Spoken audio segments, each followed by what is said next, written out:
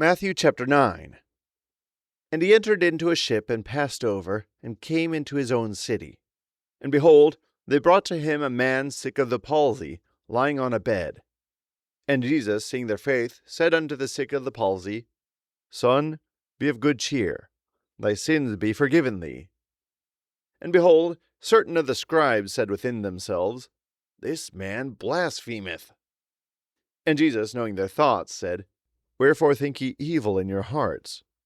For whether is easier, to say, Thy sins be forgiven thee, or to say, Arise and walk? But that ye may know that the Son of Man hath power on earth to forgive sins, then saith he to the sick of the palsy, Arise, take up thy bed, and go unto thine house. And he arose and departed to his house. But when the multitudes saw it, they marveled, and glorified God, which had given such power unto men. And as Jesus passed forth from thence, he saw a man named Matthew sitting at the receipt of custom. And he saith unto him, Follow me. And he arose and followed him. And it came to pass, as Jesus sat at meat in the house, behold, many publicans and sinners came and sat down with him and his disciples.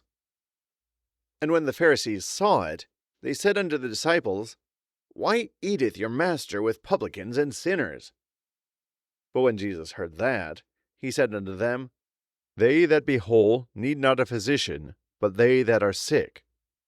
But go ye and learn what that meaneth. I will have mercy, and not sacrifice. For I am not come to call the righteous, but sinners to repentance. Then came to him the disciples of John, saying, Why do we and the Pharisees fast oft, but thy disciples fast not? And Jesus said unto them, Can the children of the bridechamber mourn as long as the bridegroom is with them? But the days will come when the bridegroom shall be taken from them, and then shall they fast. No man putteth a piece of new cloth unto an old garment, for that which is put in to fill it up taketh from the garment, and the rent is made worse. Neither do men put new wine into old bottles, else the bottles break, and the wine runneth out, and the bottles perish. But they put new wine into new bottles, and both are preserved. While he spake these things unto them, behold, there came a certain ruler, and worshipped him, saying, My daughter is even now dead, but come and lay thy hand upon her, and she shall live. And Jesus arose and followed him, and so did his disciples. And behold, a woman which was diseased with an issue of blood 12 years came behind him, and touched the hem of his garment.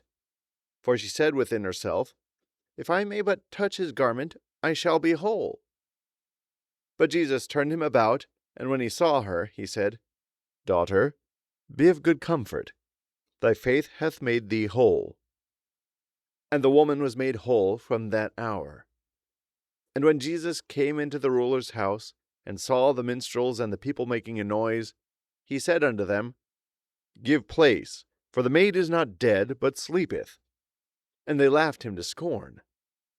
But when the people were put forth, he went in and took her by the hand, and the maid arose. And the fame hereof went abroad into all that land.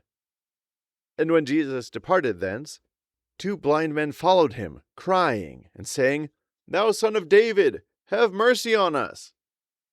And when he was come into the house, the blind men came to him, and Jesus saith unto them, Believe ye that I am able to do this? They said unto him, Yea, Lord. Then touched he their eyes, saying, According to your faith be it unto you. And when their eyes were opened, and Jesus straitly charged them, saying, See that no man know it.